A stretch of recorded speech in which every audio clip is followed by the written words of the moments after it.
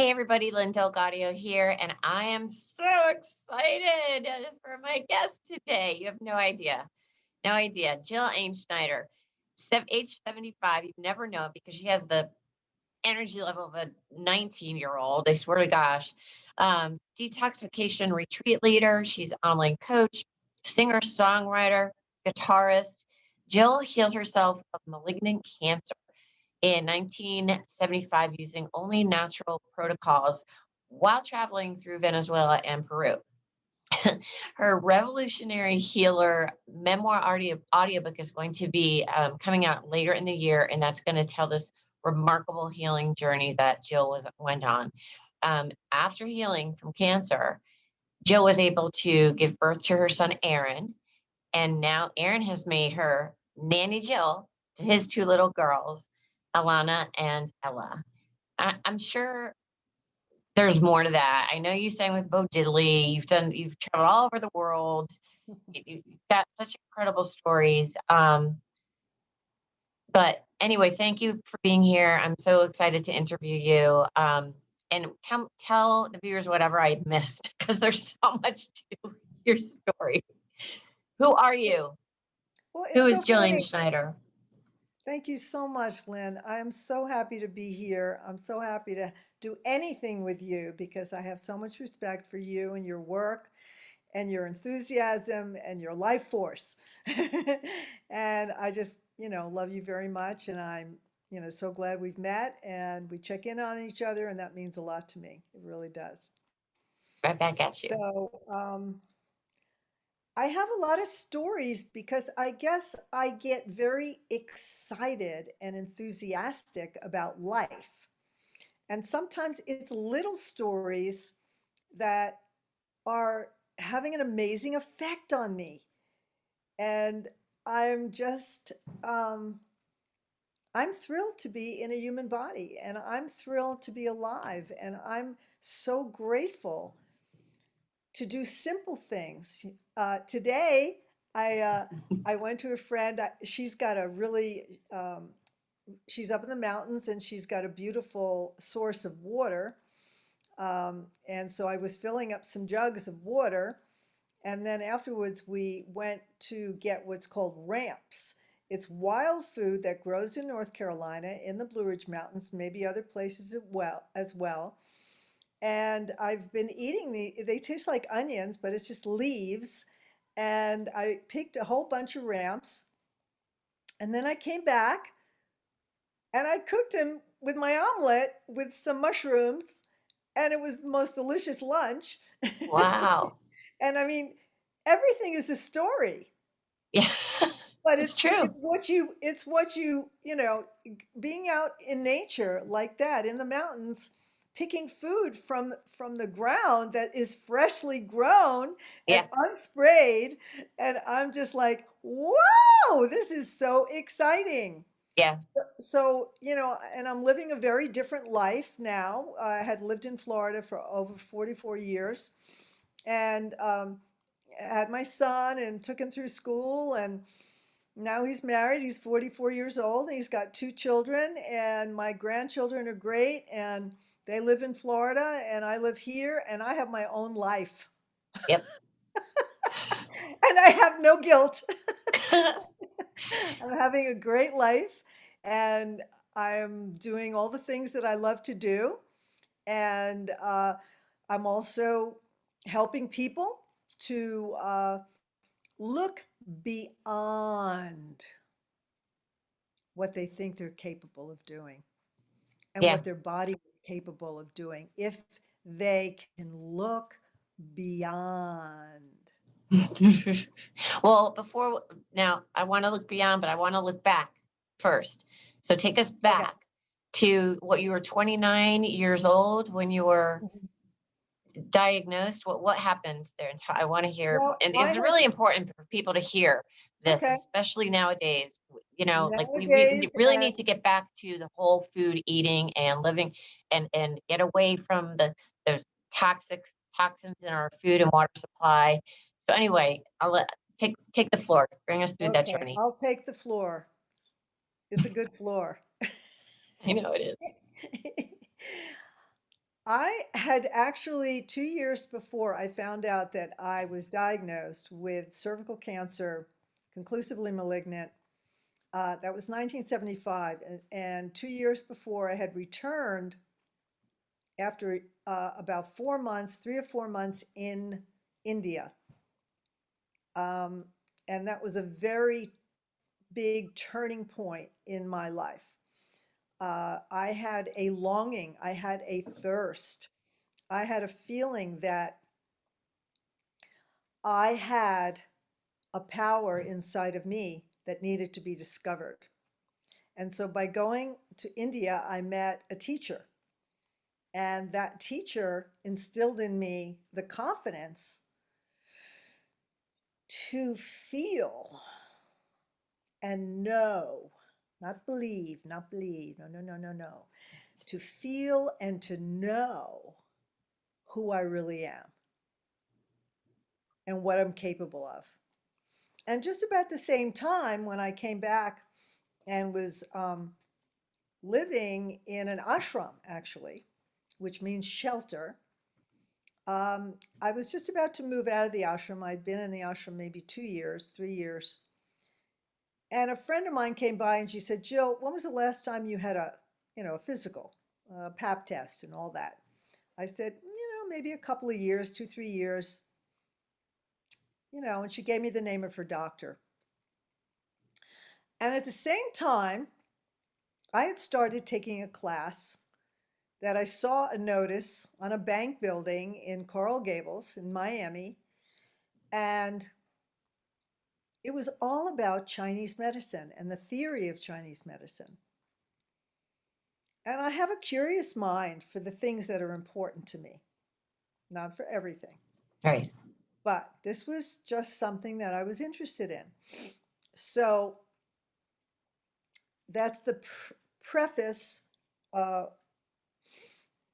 I go to the doctor, he checks me out, he does a pap test, and then I had to go back for a second one because it seemed to be higher, a number, a pap test that was not a good thing.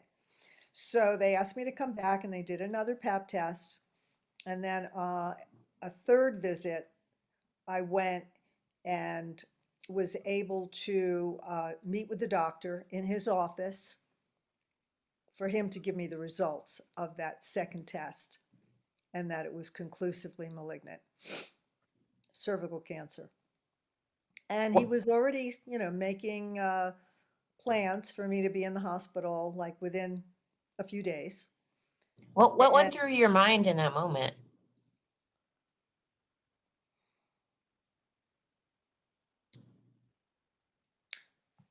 I didn't allow my mind to judge the situation. I felt confident that whatever it was, that I would not get surgery, I would not have my female organs taken out any way, shape, or form, and that I could solve this problem. I had been to 2 classes so far. It was like a 6-week course in the theory of Chinese medicine. And just two classes in, I find this out, and I'm like, well, I know what I'll do. I'll ask the man who's teaching the class to guide me and to send me to anybody else who might be able to help me as well. I mean, that sounds crazy. I grew up in New York. I had a, kind of, a typical suburban Jewish expectations. I did become a school teacher. I did all that in the 60s, late 60s, early 70s. And then I just, they didn't, they didn't, they didn't scare me Mhm, because I already had this meditation that I was doing pretty much 24/7. mhm. So I was grounded. And even dying didn't scare me.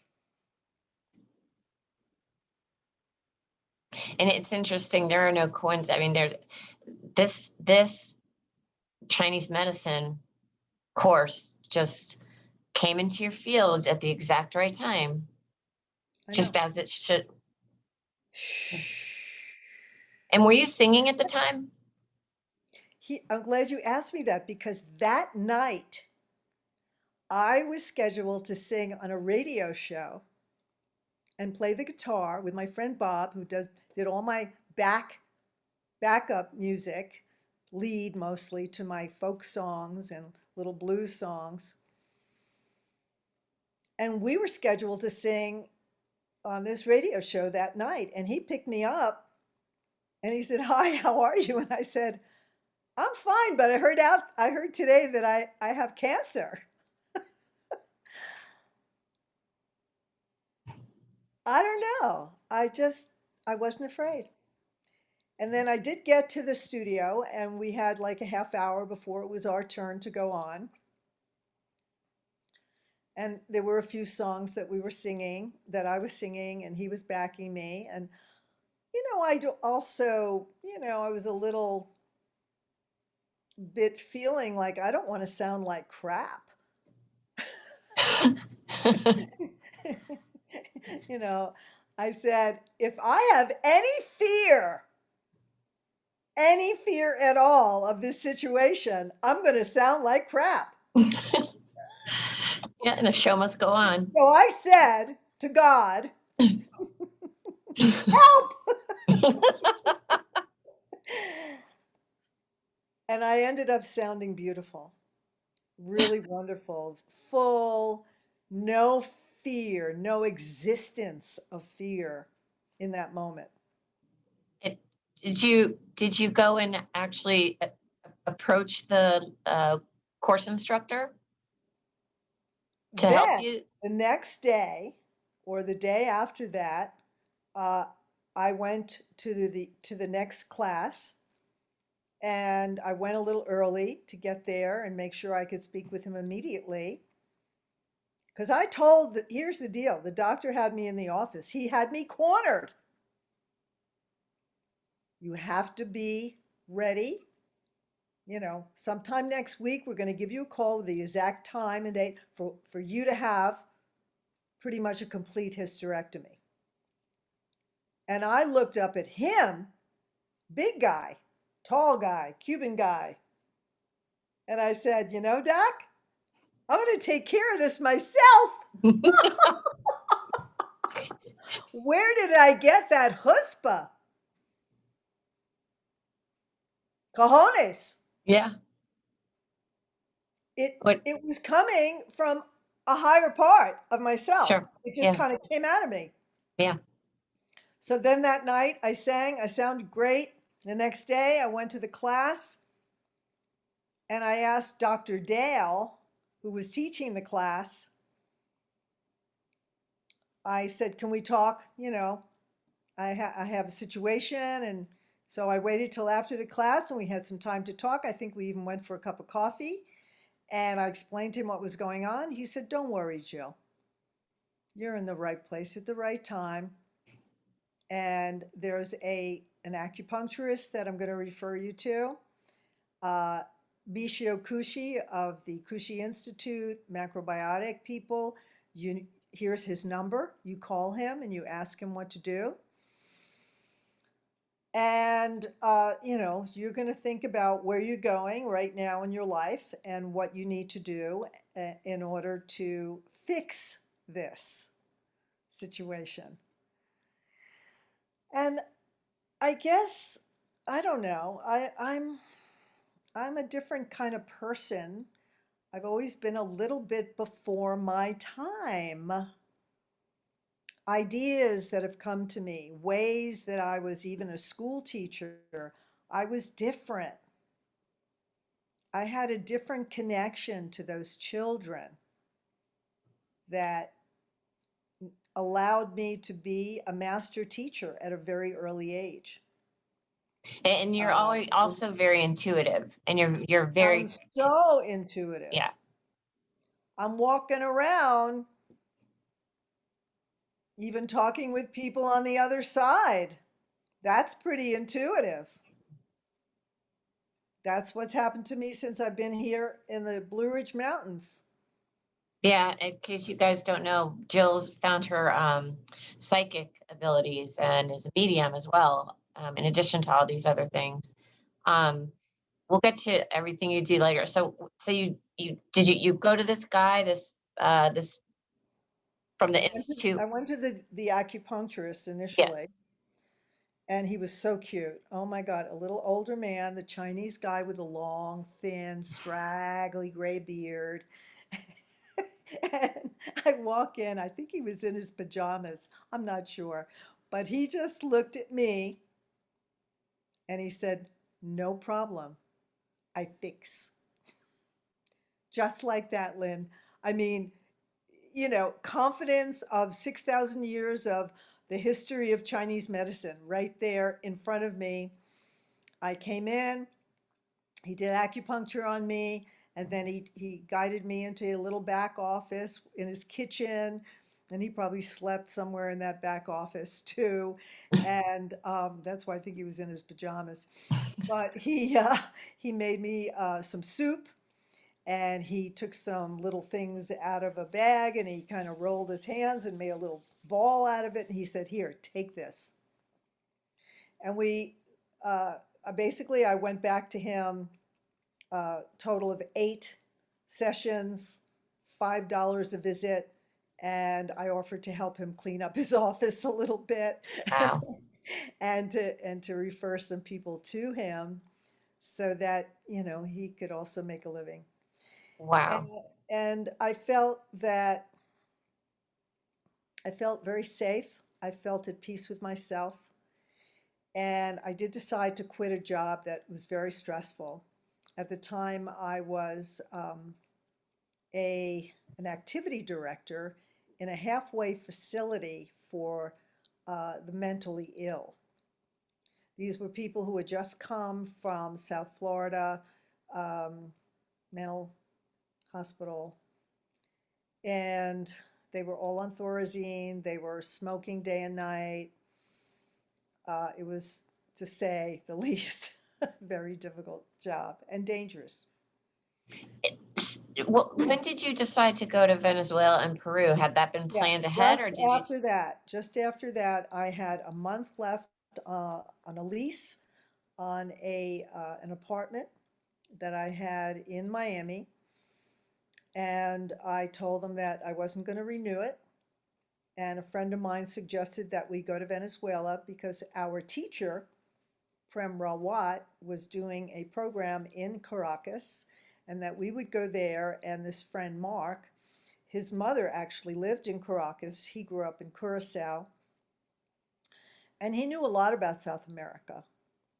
And he was the one that suggested that we take an extended trip through South America where you can live $5 a day. Those were the books that were out during my generation. Yeah. $5 a day in Israel, $5 a day in Europe, $5 a day. Anyway, it was $5 a day. So I left my little Volkswagen in a friend's yard, and I said, I may not be back for 5 or 6 months, and that's what I was feeling.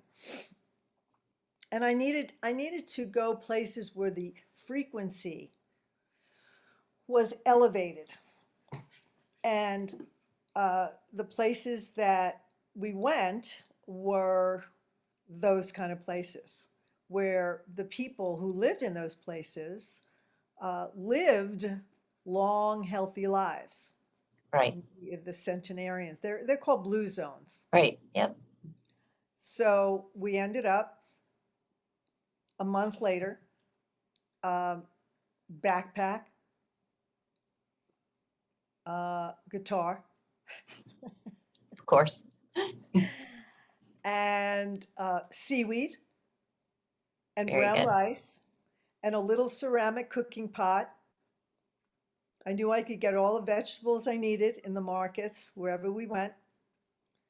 And we started off in Venezuela because we went to hear our teacher speak.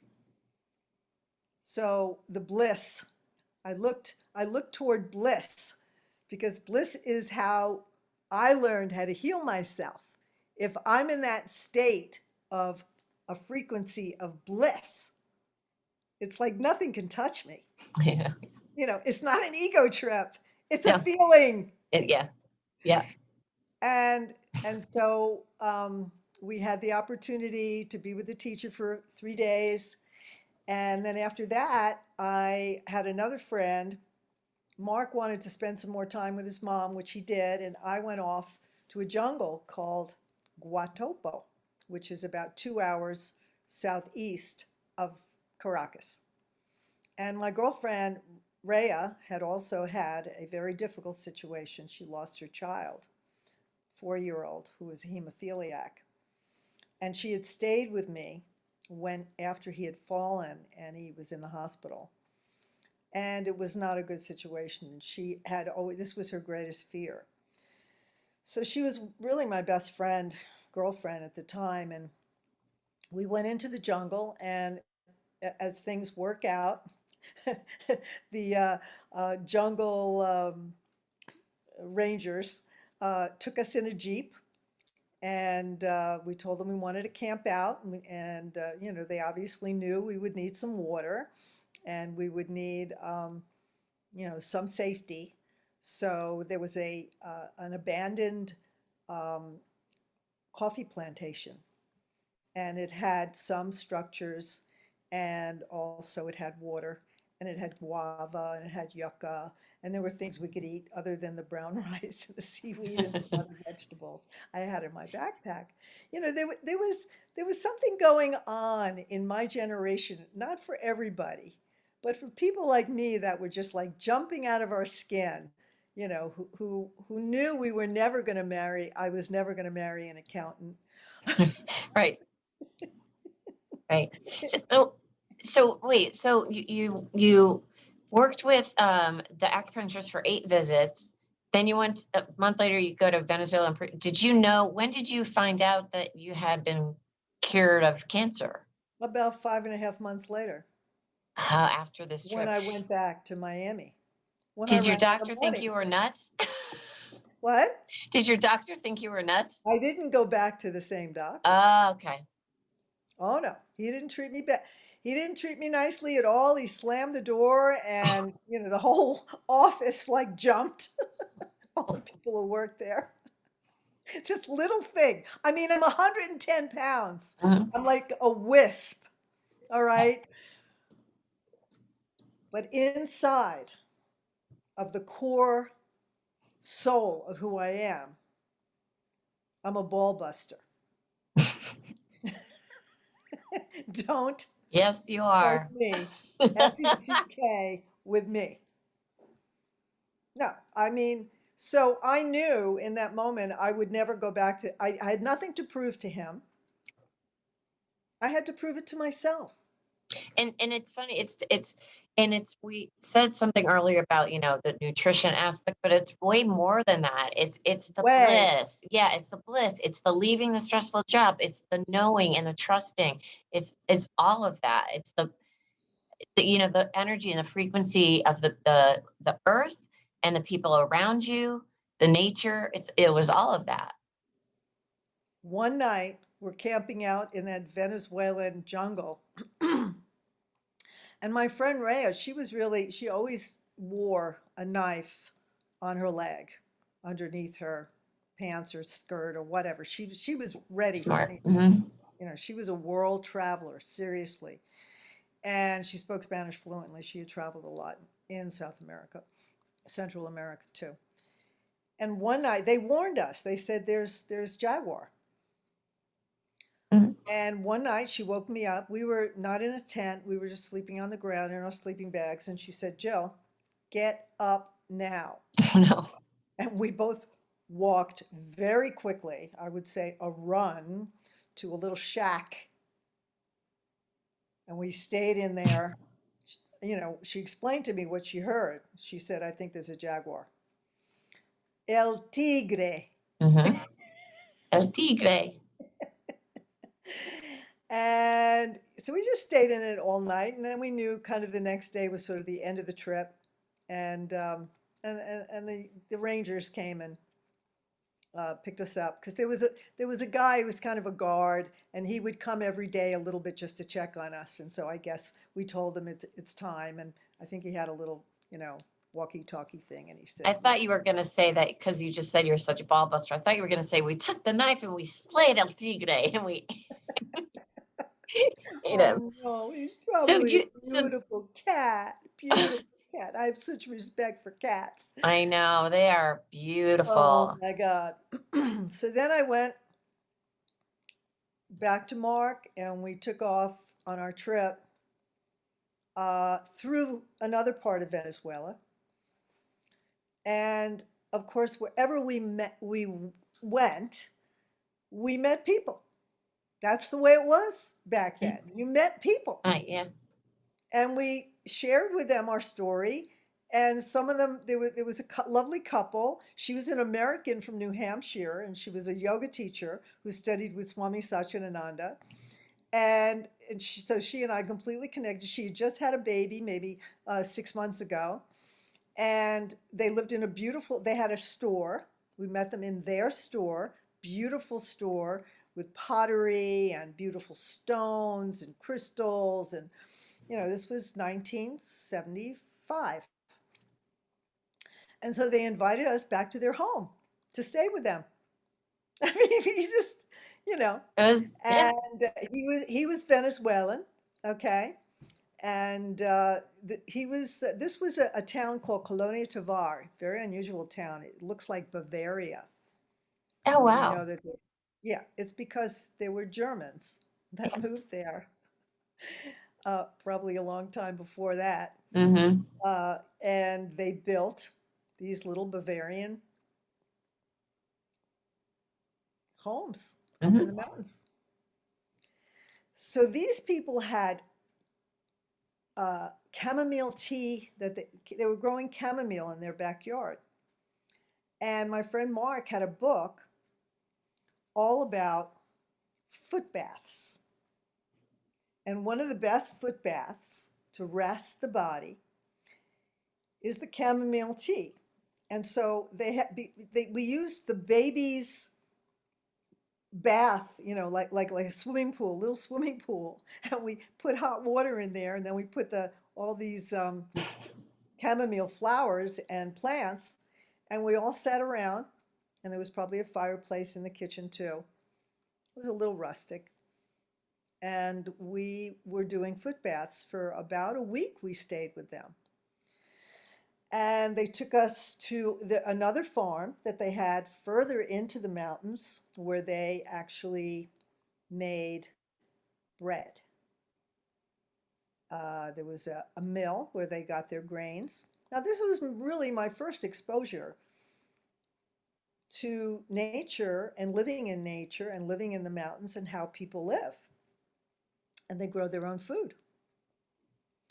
And so I was so comfortable. I just felt like I had known these people for years. I had my guitar, I was singing, they gave me just a wonderful feeling of being in a beautiful home and that I'd be taken care of no matter what. So we stayed there for a few days, got to know these people, and then she told me that Swami Satchidananda was going to be coming through Venezuela at a certain date in August. So this was, like 5 months before. And she asked me if I could, because I can sing in Hindi. And she said, he's going to love that. And you can sing at his program. I said, great. So I did that. We made that appointment. And then Mark and I took off for Peru. We flew in. We didn't go overland. It's a long trip. And then he stayed. He had cousins in Peru that he hadn't seen in a long time. So we went and stayed with his cousins a couple of days, got well fed. And after that, we were on our own Yeah. between hitchhiking, chicken buses. If you don't know what a Yeah. chicken bus is, a chicken goat bus. It's how the locals travel around, and they always take their goats and chickens with them. Mm-hmm. So you could be sitting next to, a family, and they're holding on to their chickens and their goats on the Yeah. bus. Yeah. And so that was like, amazing. Some of the bus rides were quite long, but there were certain places we wanted to go. One of the places we went was Nazca. If you look up Nazca, Nazca, it is very well known as a place where there are these drawings that you can only see from the sky. And the drawings are placed, are rocks that are placed down on the earth. But when you look at them from above, which we didn't get to do because we really couldn't afford to Right. take a plane ride, but Five we dollars a had day. pictures. There was a little museum. There were pictures of what it looked like, and we got to spend a few days in Nazca. And on, we went to different places. We had a friend in Arequipa, and he took us into his beautiful mansion. So, between hitchhiking, chicken buses, there were little breaks with beautiful homes and wonderful, being treated very royally, as well. And then eventually we ended up in Machu Picchu. And at the time, there were no tourists there. This was 1975. The only people, there were no tourists, there were no hotels, and there were no toilets. So you work it out. Yes, you do. So there was something called a flop house. That's what I called it. It was where the workers who were excavating Machu Picchu at, let's see, Machu Picchu, I think is over at 11,000 feet. And we had gone to Cusco first, I guess. And of course, we toured because we wanted to learn as much as we could about these civilizations of the Inca people. And I was all eyes and ears and, just so interested in not only the architecture, but mostly the people. And the descendants of the Incas were still there. They're called Quechuan people. And I guess Quechua is the language. And so we spent some time there. That, I think Cusco might be more altitude, maybe 13,000 feet.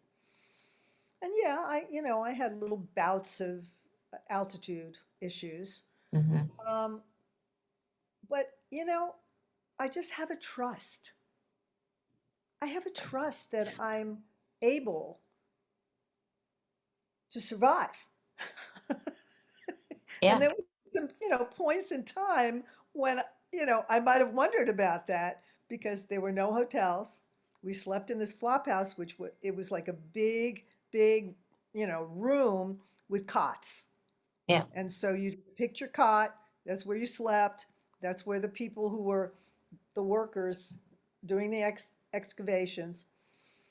And but there's always a good side of the story too. That flop house was right, it was called Agua Caliente, and it was right next door to a hot spring.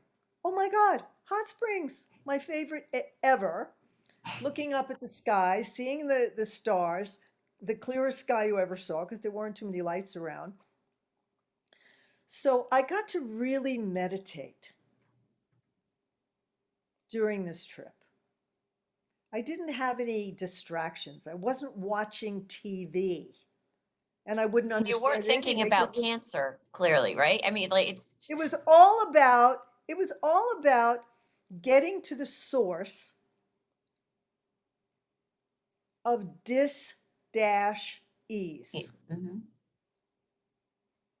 And I renewed within myself that goal every single day of that trip for Yeah. sure. And I do the same thing now. I Yeah. renew the goal Well, of being healthy, happy, and blissed out. yeah. And you've returned to the mountains, which is amazing. So let's talk. This is an incredible story. And we all have that inner wisdom. our bodies are so intelligent, right? And trusting our intuition, trusting eating real food. I mean, that was a big deal. Doing things that bring you joy and bliss. And now you take your experiences and you heal others through natural protocols too. Can we talk a little bit about your services? Sure. Well, the way it worked out after that whole, trip, I did sing and I met Swami Satchidananda, and I even did hot mud bath with him. We were putting Nice. mud on each other. It was really fabulous. And then after that, we went back to Venezuela, to the little town with my friends. And I did break out in a rash after that hot mud bath. And I felt, and fever. And I felt like that was the finale of the disease, gone. So the next day, I went through my backpack. I said, let's go home. I had accomplished my goal. I knew I was healed. So went back, got a conclusive test from another gynecologist, and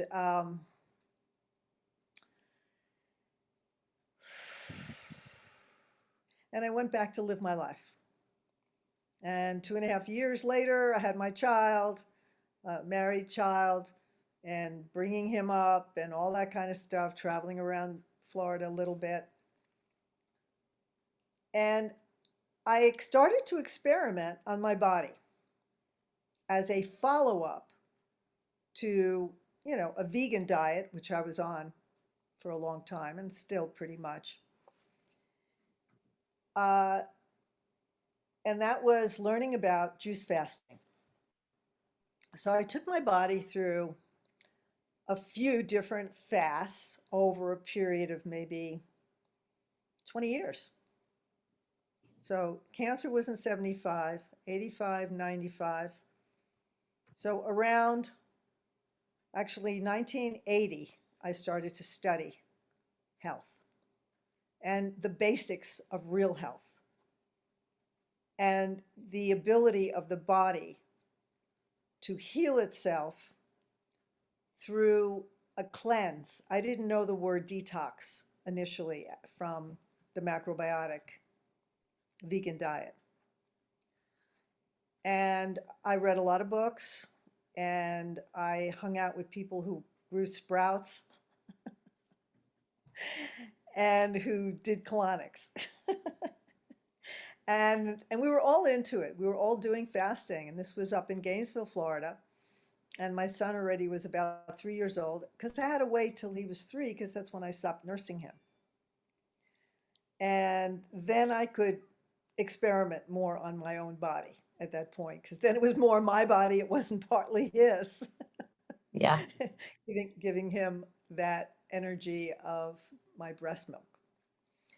So it made sense to me that if you give your body a physiological rest,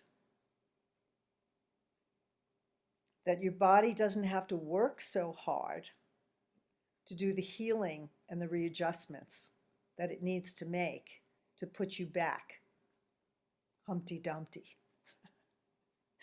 That's it. We Yeah. gotta just, let the body do what it does best.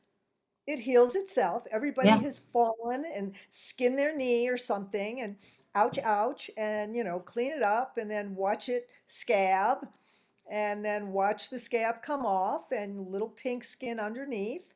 And after that, it just goes away. Hmm. Yep. And that's what the body can do internally for all the organs when you give it a rest. And the rest means by not having to digest food, even though I was eating a good diet, I wanted to know how to go deeper. And so juicing fresh organic juices at the time, I don't even know if it was organic back in the late 80s. I don't know if Monsanto had crept in there. But we were reading Gerson, we were reading Professor Arnold Ehret, um, uh, Jensen, Bernard Jensen, and of course Norman Walker. Dr. Norman Walker. I think he lived to like 108 years old. And he invented the juicer. Come on, you gotta go with the experts, you know. So we were juicing up a storm, a whole bunch of us, and kind of living communally as well, and with babies, children, in a suburb outside of Gainesville, Florida, big backyard. One of my friends actually built a colonic machine in the backyard Oh my that gosh. went down into the woods. It was gross, but yeah. And then from, let's say, 1981, when I was hanging out with Bo Diddley, playing music with him and taking care of his family. And they were making fun of me with that juicer. They just didn't know what to do, because they were just eating their meat and all kinds of smoked stuff that they had, that Bo built, and bacon, and I just was different, but they loved me anyway, and I took really good care of everybody, and I massaged people. I had studied barefoot shiatsu, and I studied with a martial artist, and he really said, "You are so good at what you do." And today I just gave my friend a barefoot shiatsu treatment, and I'm going to get a treatment. What she does is the myofascial stuff, so it's very similar, but she uses her hands.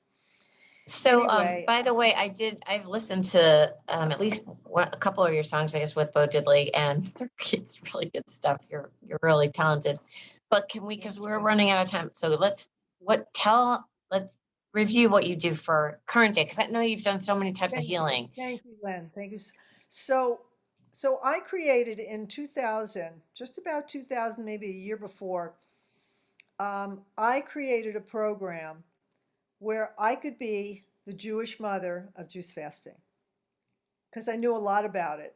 And I also knew that it really has kept me very youthful and very flexible and very healthy, you know, since forever.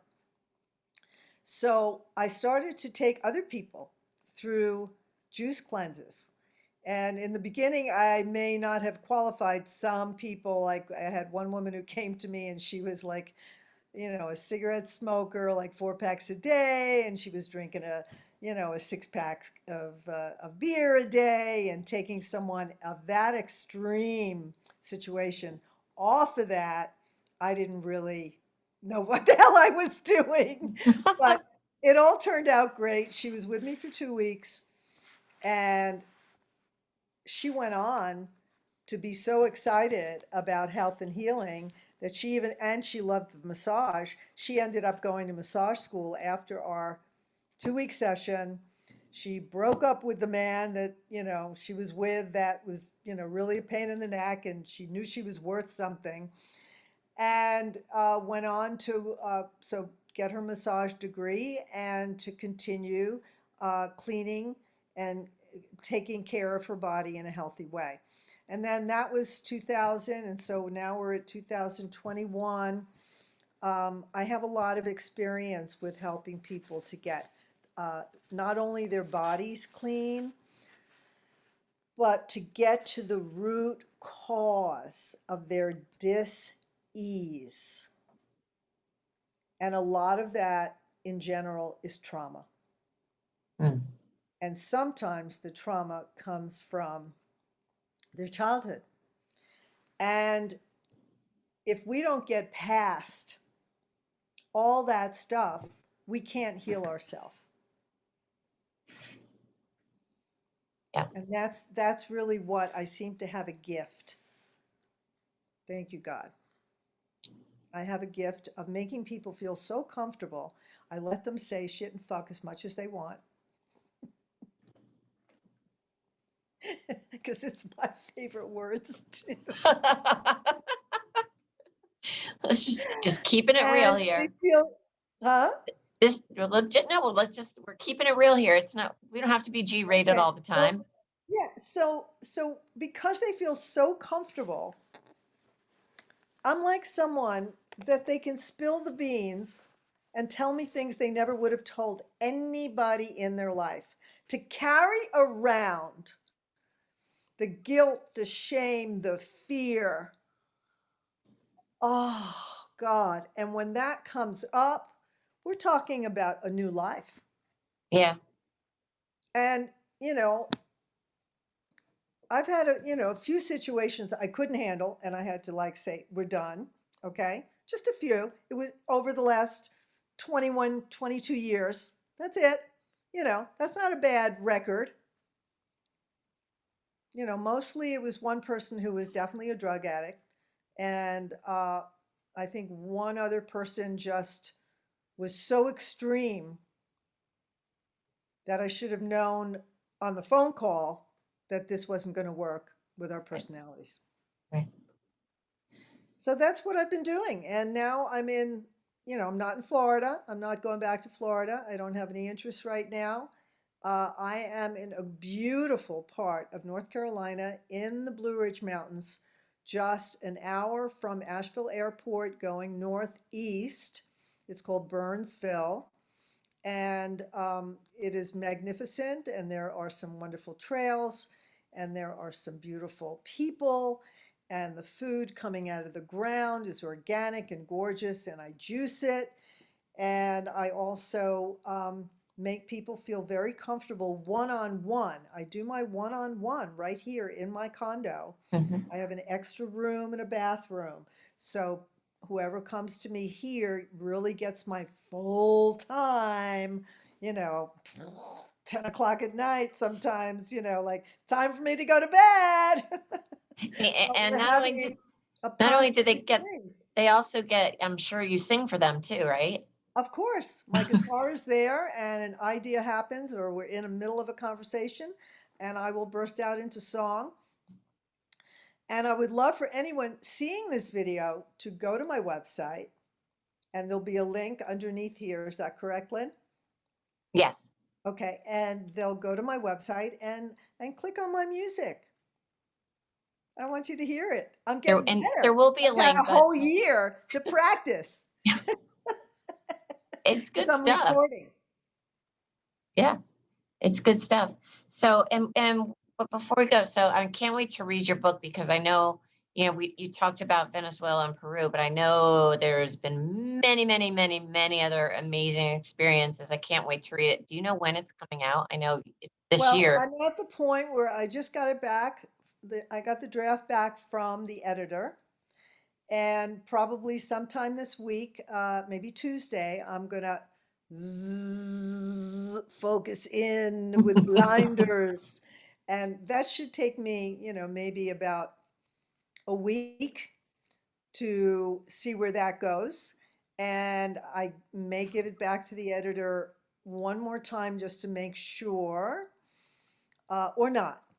And then I'm going to put it on my new iPad and place it on a special stand in my recording studio, which I call my command bunker Bunker.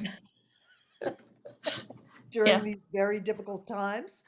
And I will start recording with my own voice uh, my book. And in between the Excellent. chapters, I'm going to just throw in my music, which is really very exciting to me because I want people to understand that reading my words and my story is great.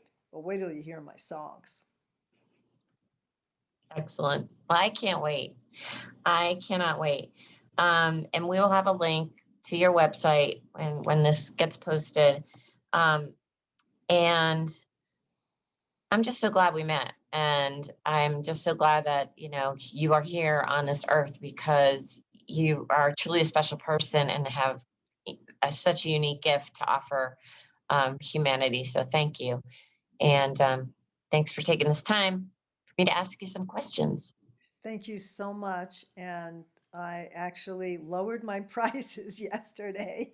So if anybody Bonus. wants to, go to my website and check out my retreat prices, I came down because I want you to come. I want to make it possible for you to come and see me either one-on-one, or if you want, bring your friends and I will find a beautiful home we can rent or a retreat center we can do the program out of.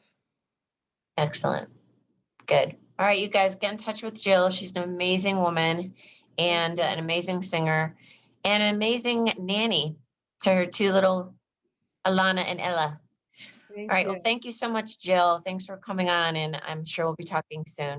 I hope so. Bye.